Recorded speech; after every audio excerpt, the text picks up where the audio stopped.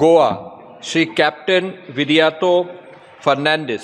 हांव कॅप्टन विरियाटो फर्नांडीस लोकसभेचो वांगडी म्हूण विंचून आयिल्ल्यान देवाचो सोपूत घेता की कायद्या वरवीं स्थापीत जाला अशें भारतीय संविधाना विशीं हांव खरी श्रद्धा आनी निश्ठा बाळगितलों.